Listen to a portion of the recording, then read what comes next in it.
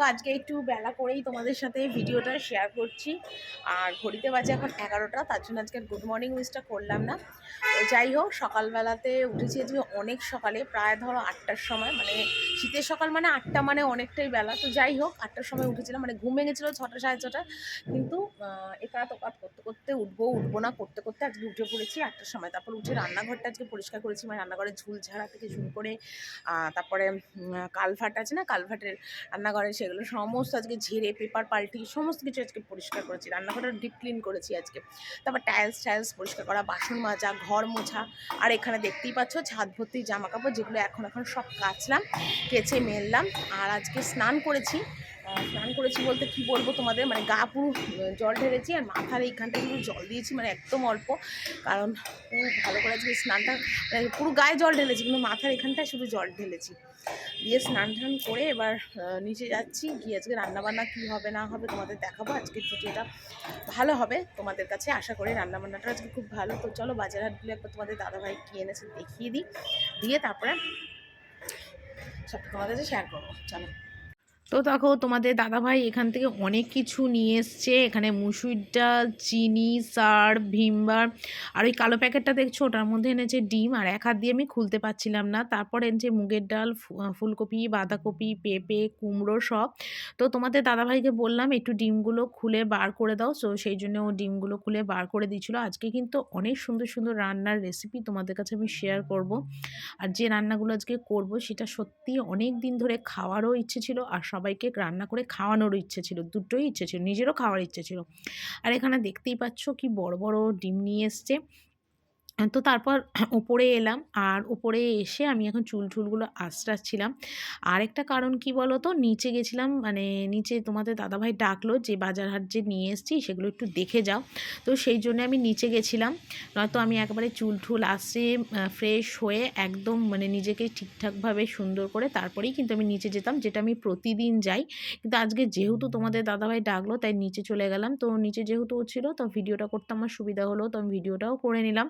আর কি এনেছে তোমাদের দেখালাম। তো আরও কিছু জিনিস আনতে হবে, যেটা তোমাদের দাদাভাইকে আমি বলে দিলাম যে আজকে এই রান্নাটা আমি করব, তো চলো তুমি সেগুলো এনে দাও। কারণ সেগুলো ও আনেনি। রোজকার যে সবজিটা লাগে রান্নাটা আমি করব সেটাই কিন্তু ও আজকে এনে দিয়েছিল।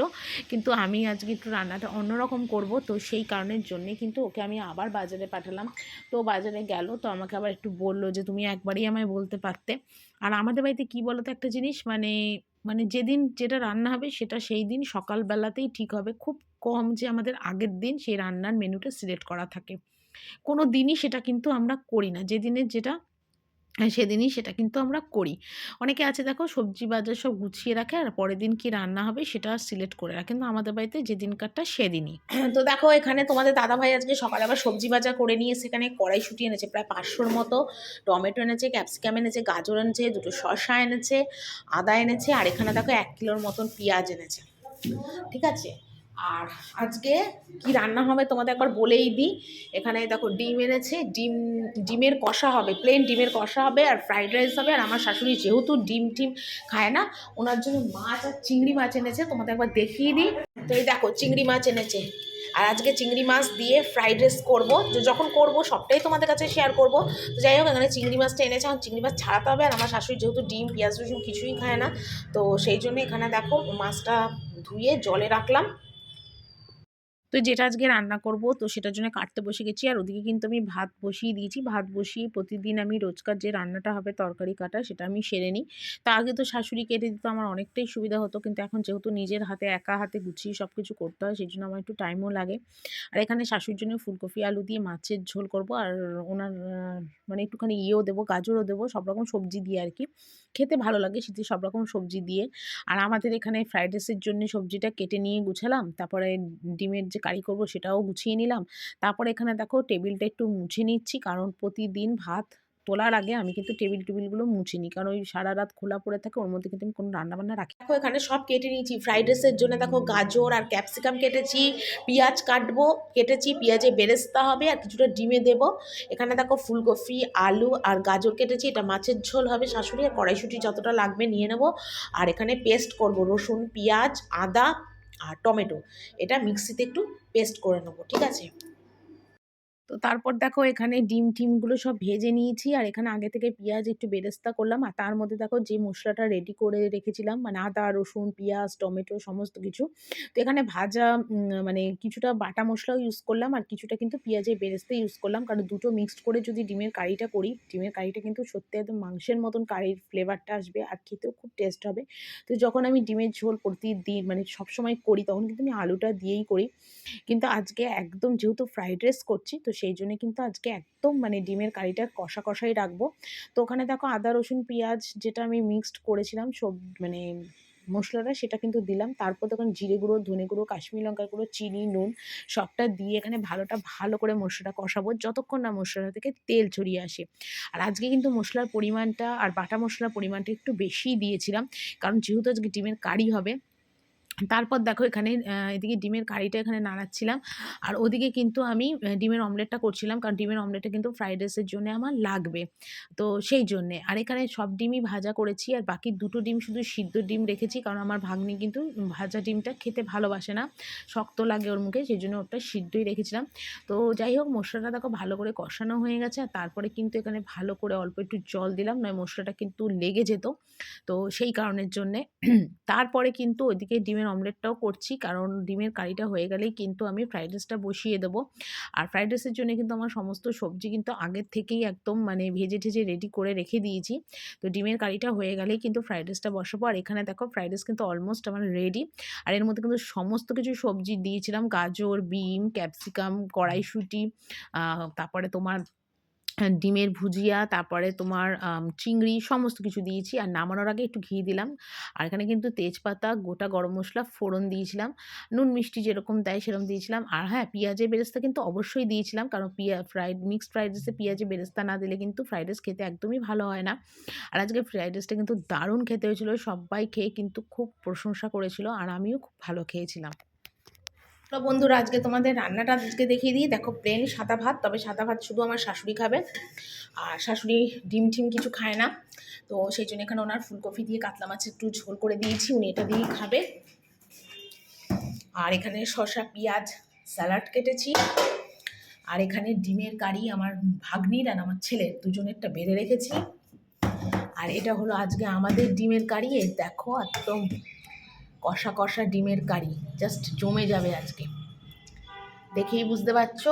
আর এখানে করেছি দেখো চিংড়ি মাছ দিয়ে, তারপরে এই দেখো ডিম দিয়ে, সব রকম সবজি দিয়ে একদম ফ্রাইড রাইস করেছি। এই দেখো চিংড়ি মাছ সব দিয়ে আজকে একদম মিক্সড ফ্রাইড রাইস বানিয়েছি। অনেক দিন ধরে খাওয়ার ইচ্ছে ছিল, তাই বানিয়ে ফেললাম। তো এই ছিল আজকে দুপুরের মেনু, আশা করি তোমাদের ভালো লাগবে। তো রান্নাবান্না তো একদম কমপ্লিট, আর 4টের মধ্যে আমার রান্নাবান্না কমপ্লিট হয়ে গেছিলো। তারপর শাশুড়িকে খেতে দিলাম, দিয়ে রান্নাঘরটা পরিষ্কার করলাম, করে সোজা চলে এলাম ওপরে, কারণ আজকে বিছানার চাদরটা কিন্তু চেঞ্জ করব। তো চেঞ্জ করে আমিও হাত মুখ ধুয়ে জামা কাপড়টা ছাড়বো, কারণ বেশ কিন্তু গরমের ভাব কিন্তু পড়ে গেছে। মানে মানে শীত যে একটা চরম ছাড়া শীত পড়েছিল, ঠান্ডা পড়েছিল, যে শীতে একদম কিছু করতে পারছিলাম না, তার থেকে একটু কম। আর শীত বেশি হলে কিন্তু আমি কোনো কিছু কাজ করে এগোতে পারি না। আর শীত কমলে কিন্তু আমার সত্যি অনেক কিছু কাজেরও একটা এনার্জি আসে, শীতে জবথবু হয়ে যায়। তো যাই হোক, এখানে এসে এখন বিছানায় চাদরটা তুলছিলাম। সকালবেলা তোলার একদম টাইম হয়নি, নয়তো সকালেই করে যেতাম। আর সত্যি কথা বলতে কি বলতো, রান্নাবান্না করে এসে না আর ইচ্ছা করে না তখন আবার ঘরের এইসব কাজ করতে, কিন্তু কি করব বলো, কিছু করার নেই, করতে তো আমাকে হবেই। তো যাই হোক, এই বিছনা টিছনা তুলে জামাকাপড় ছেড়ে তারপরে একবারে খেতে যাব, কারণ আজকে কিন্তু একদম জবরদস্ত রান্নাবান্না হয়েছে। আর সত্যি কথা বলতে কি বলো তো, আমি ফ্রাইড রাইস আর ডিম কষা খেতে কিন্তু খুবই ভালোবাসি। তো যাই হোক, এখানে বিছানার চাদরটা চেঞ্জ করছি। আর বাবু ছিল ঘরে, তাই বাবুকে বললাম বাবু একটুখানি ভিডিওটা করে দে। তো সেটাই আর কি। আর সত্যি কথা বলতে কি বলতো, সংসারের সমস্ত কাজ সামলিয়ে তারপর এত কিছু রান্না পদে পদে করাটা কিন্তু একার হাতে সত্যি কথা খুবই কষ্টকর। আর যদি কেউ একটু হেল্পের কাজ করে দেয় তাহলে ভালো হয়। আর আজকে যে রান্নার যেগুলো করেছি, সেগুলো রান্নার সমস্ত কিছু গুছাতেই আমার 1 ঘন্টা টাইম লেগে গেছে। মানে সবজি কাটা থেকে শুরু করে মশলাপাতি সমস্ত কিছু রেডি করতে 1 ঘন্টা টাইম লেগে গেছে। কারণ দেখো, রান্না করার আগে যদি সমস্ত কিছু গুছিয়ে নেওয়া যায়, তাহলে কিন্তু সেই রান্নাটা অনেকটা তাড়াতাড়ি হয়ে যায়, আর আমারও সেটাই সুবিধা হয়। তো সেই জন্য কিন্তু আমি সমস্ত কিছু একদম সুন্দরভাবে গুছিয়ে নিয়ে তারপরেই কিন্তু রান্নার কাজে আজকে হাত দিয়েছিলাম। তো যাই হোক, এখানে কিন্তু আমার মোটামুটি একবেলার মতন কাজ কমপ্লিট। এবার বিছানার চাদরটাও তোলা হয়ে গেছে। আর তুলে নিয়ে এবার সোজা চলে যাব এবার নিচে। নিচে যাব, খেতে যাব, কারণ প্রচণ্ড খিদেও পেয়েছে। আর আমি চিন্তা করলাম যদি আগে থেকে আমি না মানে খেয়ে নিই না, তখন আর এইসব কাজ কিন্তু আর করতে পারবো না। তো সেই জন্যই চিন্তা করলাম যে না, আগে কিন্তু কাজকর্মগুলো সেরে নিই। আগে কাজগুলো সারি, তারপরে কিন্তু বাকি কাজগুলো করব। তো যাই হোক, এখানে বিছানার চাদর-টাদর তুললাম, নিয়ে আমার খুব শীত করছিল। সোয়েটারটা গলিয়ে নিলাম। তারপর দেখো যেগুলো ওষা-টোষা খুলেছিলাম সেগুলোও আবার লাগিয়ে দিচ্ছি এখন ওষা-টোষাগুলো। কারণ আমার কী বলতো, ধোয়া বিছনাতেই কিন্তু জামাকাপড়গুলো ভাঁজ করতে আমার অনেক সুবিধা হয় আরকি। তো সেই জন্যেই আমি ভাঁজগুলো এখনই করে নেব। নিয়ে কারণ ননদ গেছিলো স্নান করতে। তো যেহেতু স্নান করতে গেছে, তো আমি ভাবলাম চলো ও যখন স্নান করতে গেছে তাহলে আমি জামাকাপড়গুলো একটুখানি গুছিয়ে নিই, ওষারগুলো একটু লাগিয়ে নিই। তাহলে আমার অনেকটা সুবিধা হবে আরকি। তো সেটাই করছিলাম। আর ঘড়িতে কিন্তু মোটামুটি এখন ৪টে মানে বেজে গেছে। সেই সকাল থেকে চলছে। আর এখনো পর্যন্ত আমি স্টপ হতে পারিনি। তো যাই হোক, চলো বন্ধুরা, আজকের ভিডিওটা আমি এখানেই শেষ করি। কালকে আবার একটা সুন্দর ভিডিও নিয়ে চলে আসবো। আশা করি তোমাদের ভিডিওটা খুব ভালো লাগবে। টাটা! সবাই ভালো থেকো।